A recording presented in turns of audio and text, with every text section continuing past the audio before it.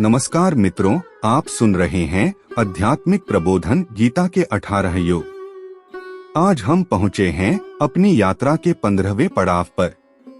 पिछले एपिसोड में हमने ध्यान और आत्मनियंत्रण की चर्चा की थी। आज हम बात करेंगे ध्यान योग की वर्तमान प्रासंगिकता पर कि किस तरह गीता का यह योग आज के तनावपूर्ण और भागदौड़ भरे जीवन में हमें संतुलन और शांति प्रदान कर सकता है। तो आइए सुनते हैं आज की चर्चा। आजकल के भागदौड़ वाली जिंदगी में ना, जहां हर पल कुछ नया हो रहा है, क्या हजारों साल पुरानी बातें जैसे ध्यान योग ये वाकई हमारे किसी काम आ सकती हैं? कभी कभी लगता है ये सब शायद अब उतना जरूरी नहीं रहा। हाँ, ये सवाल बहुत लोगों के मन में आता है। लगता है जैसे भाई मॉडर्न लाइफ अलग है और ये पुरानी बातें अलग। बिल्कुल। पर सच कहूँ तो आज के दौर में शायद इनकी जरूरत और भी बढ़ गई है। तकनीक ने हमें जोड़ा जरूर है, पर कहीं ना कहीं खुद से दूर भी कर दिया ना। है ना, सही कहा। तो आज हमारी इस गहरी चर्चा का विषय यही है, ध्यान योग। हम एक खास किताब पर फोकस करेंगे, आध्यात्मिक प्रबोधन गीता के 18 योग नाम की सीरीज है। उसके खंड 7 से एक अंश है जिसका टाइटल है ध्यान योग आधुनिक जीवन में प्रासंगिकता। जी, और ये अंश खास तौर पर इसी बात को समझने की कोशिश करता है कि ध्यान योग आज के समय में क्यों और कैसे महत्वपूर्ण है। ये सिर्फ यूं समझिए कोने में बैठकर आंखें बंद करना भर नहीं है, इसका दायरा कहीं ज्यादा बड़ा है। अच्छा, तो हमारा लक्ष्य क्या है आज? हम ये समझना चाहते हैं कि ध्यान योग आज की चुनौतियों के बीच कैसे फिट बैठता है। इसका कर्म यानी हमारे रोज के काम और मोक्ष मतलब जीवन का जो अल्टीमेट गोल है, उससे क्या कनेक्शन है। और इसे हम भगवत गीता के कुछ श्लोकों और एक बड़ी अच्छी प्रेरक लघु कथा के जरिए भी समझने की कोशिश करेंगे। बढ़िया। तो चलिए फिर इस विषय की तह तक जाते हैं और देखते हैं कि ये प्राचीन ज्ञान आज की उलझी हुई जिंदगी को सुलझाने में कैसे मदद कर सकता है। बिल्कुल, चलिए शुरू करते हैं। अच्छा, तो सबसे पहला सवाल, ध्यान योग इतनी पुरानी विधा आज के इस तेज तर्रार टेक्नोलॉजी से भरी और सच कहूँ तो अक्सर बहुत तनावपूर्ण जिंदगी में ये प्रासंगिक कैसे है? मतलब कहाँ फिट होता है ये सब, जहाँ हर तरफ कंपटीशन है, ध्यान बटाने वाली इतनी चीजें हैं, शांति तो जैसे एक लग्जरी लगती है। देखिए, इसकी प्रासंगिकता कम होने के बजाय असल में बढ़ गई है, और वो भी खासकर आज के माहौल की वजह से। अच्छा, कैसे? हम लगातार आप देखिए सूचनाओं और उत्तेजनाओं की एक तरह से बौछार में जी रहे हैं। स्मार्टफोन, सोशल मीडिया, काम का दबाव, हमारा ध्यान हमेशा बाहर की तरफ खिंचा रहता है। हाँ, ये तो है। यहीं पर ध्यान योग एक आप कह सकते हैं एक शक्तिशाली टूल बनकर सामने आता है। ये हमें इस बाहरी शोर से हटाकर अपने अंदर देखने का, अपने सेंटर को, अपने केंद्र को खोजने का एक रास्ता देता है। और ये सिर्फ कुछ पल की शांति नहीं है, ये एक गहरी स्थिरता, एक ठहराव लाता है। तो ये सिर्फ दिमाग को स्विच ऑफ करने जैसा नहीं है, मतलब उससे कुछ ज्यादा है। बिल्कुल ज्यादा है। ये दिमाग को शांत करने से कहीं आगे की बात है। ये हमें वो मानसिक और भावनात्मक संतुलन देता है जिसकी आज की अनिश्चितताओं, चुनौतियों और जो लगातार माहौल बदल रहा है उसमें टिके रहने के लिए बहुत जरूरी है। सही। सोचिए, जब हम लगातार बाहरी जानकारी उसे प्रोसेस कर रहे होते हैं तो हमारी निर्णय लेने की क्षमता वो प्रभावित होती है, हम चिड़चिड़े हो जाते हैं। ध्यान योग हमें उस साइकिल से बाहर निकलने में मदद करता है। ये एक तरह का रीसेट बटन है जो हमें अपने अंदर के संसाधनों से फिर से जोड़ता है। और इसके व्यावहारिक फायदे क्या हैं? मतलब रोजमर्रा की जिंदगी में इसका असर कैसे दिखता है? सिर्फ अंदरूनी शांति महसूस करने से क्या ऑफिस की मीटिंग आसान हो जाती है या घर की जिम्मेदारियां पूरी हो जाती हैं? जरूर दिखते हैं, और बहुत ठोस तरीके से दिखते हैं। देखिए, जब मन शांत और केंद्रित होता है ना, हाँ, तो विचारों में अपने आप एक स्पष्टता आती है। आप चीजों को ज्यादा साफ देख पाते हैं, भावनाओं में बहकर नहीं बल्कि सोच समझकर फैसले लेते हैं। अच्छा।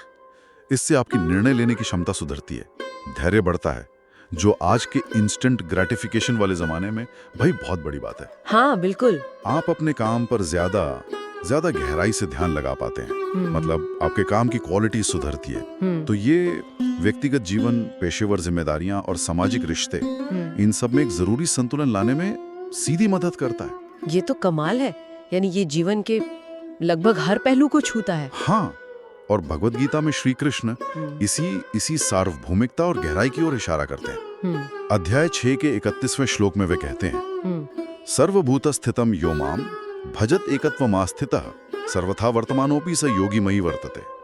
इस श्लोक का क्या अर्थ है और ये ध्यान योग से कैसे जुड़ता है? इसका अर्थ है मोटे तौर पे जो योगी एकत्व में स्थित होकर, मतलब सब में उसी एक को देखकर, सभी प्राणियों में मुझ परमात्मा को देखता हुआ मेरा भजन करता है, वो सब प्रकार से, मतलब हर तरह का व्यवहार करता हुआ भी मुझ में ही स्थित रहता है। अच्छा।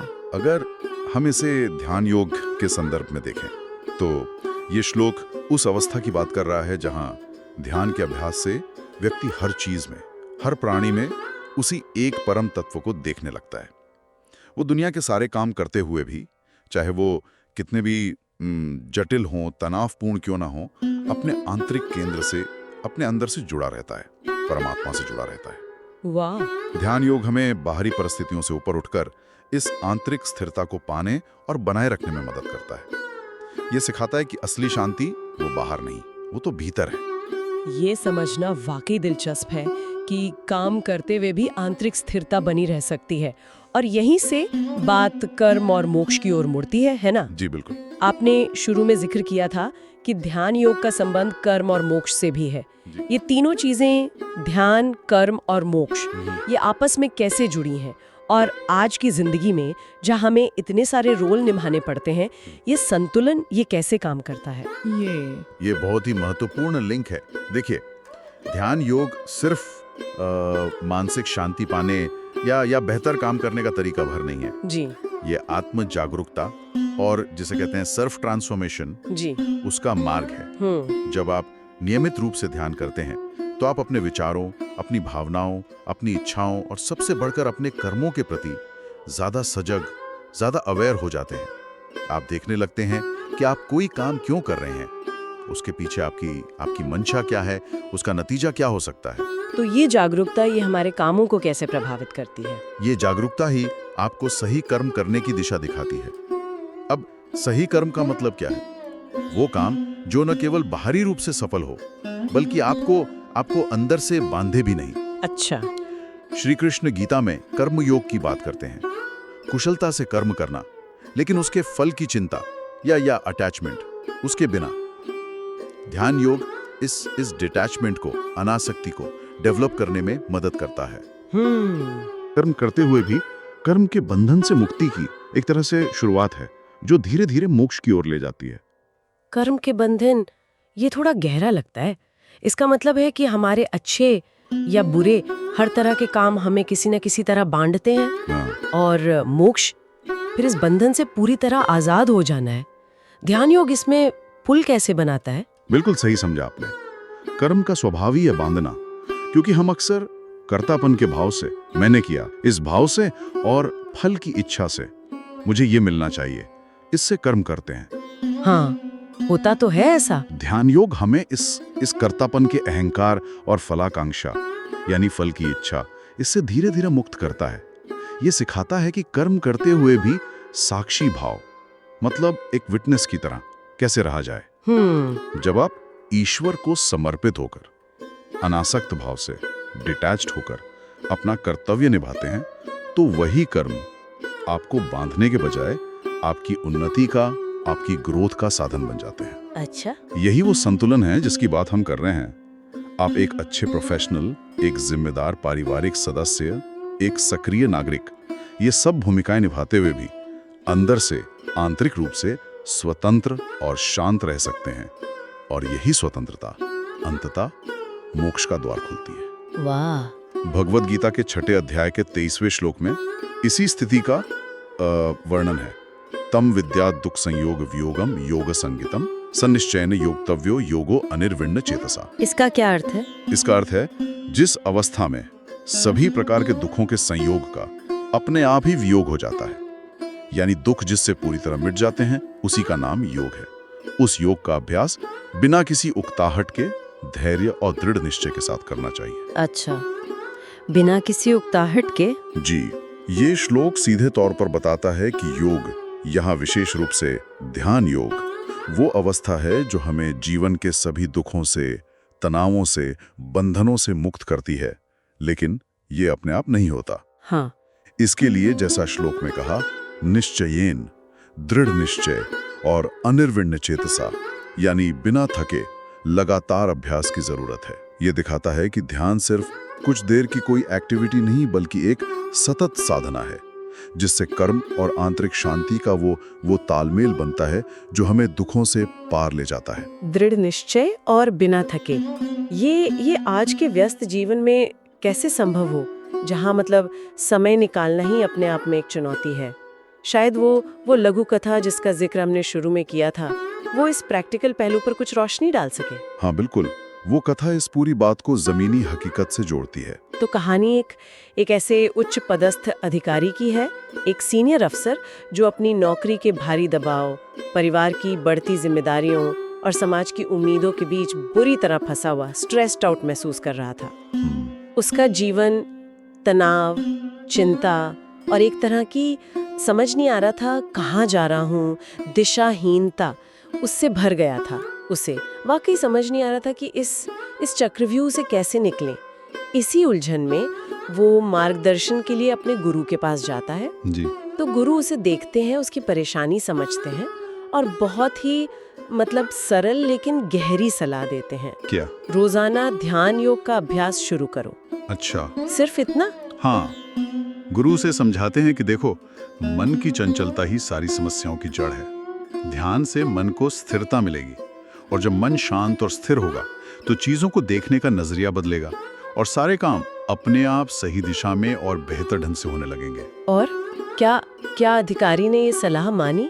आज के जमाने में ऐसी सलाह पर अमल करना आसान तो नहीं होता। हाँ, वो इतना परेशान था कि उसने गुरु की बात गंभीरता से ली और पूरी निष्ठा से हर दिन ध्यान का अभ्यास शुरू कर दिया। कहानी बताती है कि ये कोई जादू की छड़ी नहीं थी कि आज किया और कल सब ठीक। हाँ, जाहिर है बदलाव धीरे धीरे आया, लेकिन आया जरूर। कुछ हफ्तों और महीनों के अभ्यास के बाद उसने महसूस किया कि उसका वो जो बेवजह का तनाव था वो कम होने लगा है। वो पहले से ज्यादा शांत रहने लगा। अच्छा। काम पर उसका फोकस बढ़ा, जिससे उसकी प्रोडक्टिविटी, कार्यक्षमता भी बेहतर हुई। और सबसे बड़ी बात, वो अपनी पारिवारिक जिम्मेदारियों को भी ज्यादा धैर्य और समझदारी से निभाने लगा। तो क्या ये सिर्फ एक स्ट्रेस मैनेजमेंट तकनीक थी या कुछ और भी था? मतलब इसका मतलब क्या निकला आखिर में? कुछ समय बाद जब वो अधिकारी दोबारा अपने गुरु से मिला तो उसने बड़ी कृतज्ञता से कहा, गुरुजी, ध्यान ने तो मेरा जीवन ही बदल दिया है। अब मैं वही काम, वही जिम्मेदारियां निभाते हुए भी पहले से कहीं ज्यादा शांत और संतुलित महसूस करता हूँ। वाह। इस पर गुरु मुस्कुराए और कहा, ये ध्यान योग का असली प्रभाव है। ये तुम्हें सिर्फ बाहरी शांति नहीं देता, बल्कि तुम्हें कर्म करते हुए भी संसार के बंधनों से मुक्त रहने की कला सिखाता है। यही मार्ग तुम्हें आत्मिक उन्नति और अंततः मोक्ष की ओर ले जाता है। वाह। तो गुरु ने उसे सिर्फ तनाव कम करने का एक टेम्पररी उपाय नहीं बताया, बल्कि जीवन जीने का एक गहरा और स्थायी तरीका सिखा दिया। बिल्कुल। इस कहानी का असली संदेश यही है कि ध्यान योग केवल जंगलों में रहने वाले साधुओं या सिर्फ आध्यात्मिक खोजियों के लिए नहीं है। ये आज के आधुनिक व्यस्त जीवन जीने वाले हर व्यक्ति के लिए एक अत्यंत व्यवहारिक और शक्तिशाली साधन है। ये हमें सिखाता है कि तनाव, दबाव, जिम्मेदारियां, इन सब के बीच रहते हुए भी आंतरिक शांति, स्थिरता और संतुलन कैसे पाया जा सकता है। सही। ये दिखाता है कि बाहरी दुनिया में सक्रिय रहते हुए भी अपने भीतर शांति का एक द्वीप बनाया जा सकता है। और ये भी कि हमारे रोजमर्रा के काम भी आध्यात्मिक यात्रा का हिस्सा बन सकते हैं। तो अगर हम आज की चर्चा को समेटें तो मुख्य बात ये निकलती है कि ध्यान योग सिर्फ एक प्राचीन विधा होकर रह नहीं गया है, बल्कि आज के आधुनिक जीवन की जो उलझनें हैं, जो चुनौतियां हैं, उनका सामना करने के लिए ये पहले से कहीं ज़्यादा प्रासंगिक और ज़रूरी हो गया है। जी। ये हमें मानसिक शांति देता है, विचारों में स्पष्टता लाता है, हमारे कामों को सही दिशा देता है और पर्सनल, प्रोफेशनल, सोशल लाइफ सब में संतुलन, बैलेंस बनाने में मदद करता है। एकदम सही कहा। जैसा कि श्री कृष्ण ने गीता में अर्जुन को समझाया, ध्यान योग आत्मज्ञान और आत्म साक्षात्कार का रास्ता खोलता है। ये कर्म यानी कुशलतापूर्वक की गई क्रिया और मोक्ष यानी परम मुक्ति के बीच एक अद्भुत सामंजस्य, एक हार्मोनी स्थापित करता है। आज के युग में जहां लोग अक्सर मानसिक तनाव, काम के बोझ, रिश्तों की उलझनों से इनसे जूझ रहे हैं, ध्यान योग एक एंकर की तरह, एक लंगर की तरह काम करता है, जो उन्हें बाहरी तूफानों के बीच भी आंतरिक स्थिरता और संतुलन प्रदान करता है। ये परिस्थितियों को बदलने की बजाय उनके प्रति हमारी प्रतिक्रिया को बदलने की शक्ति देता है। ये सब सुनने और समझने के बाद एक विचार मन में आ रहा है। हमने ये देखा कि ध्यान योग कर्म को मोक्ष से जोड़ता है ना? क्रिया को मुक्ति से मिलाता है जी। तो क्या इसका मतलब ये है कि अगर हम सचेत रूप से जानबूझकर अपने रोजमर्रा के छोटे छोटे कामों में, चाहे वो दफ्तर का कोई ईमेल लिखना हो या घर पर किसी से बात करना हो, ध्यान या जागरूकता के बस कुछ पल भी शामिल करें, तो ये सिर्फ हमारे तनाव को ही कम नहीं करेगा, बल्कि उन कामों की गुणवत्ता, उनके असर और उनके अर्थ को भी बदल सकता है। क्या ये हमारे साधारण से लगने वाले कर्मों को भी एक उच्च उद्देश्य से जोड़ सकता है? ये बहुत गहरा और सोचने लायक बिंदु है। शायद यही ध्यान योग को केवल एक अभ्यास न मानकर उसे जीवन जीने का एक तरीका बनाने की दिशा में अगला कदम है। जब हमारी जागरूकता, हमारी अवेयरनेस हमारे हर कर्म में शामिल हो जाती है, तो कर्म सिर्फ कर्म नहीं रहता, वो उपासना बन जाता है, योग बन जाता है। वाह! और शायद यही गीता के कर्म योग और ध्यान योग का सच्चा संगम है, जो आधुनिक जीवन में भी पूरी तरह संभव है। तो मित्रों, ध्यान योग केवल प्राचीन साधना नहीं है, बल्कि आज के जीवन की भी आवश्यकता है। यह हमें न केवल मानसिक शांति देता है, बल्कि हमारे कर्मों को सही दिशा में भी ले जाता है। अगले एपिसोड में हम चर्चा करेंगे ज्ञान विज्ञान योग का परिचय, जहां ज्ञान और प्रत्यक्ष अनुभव का संतुलन हमें नई दृष्टि देगा।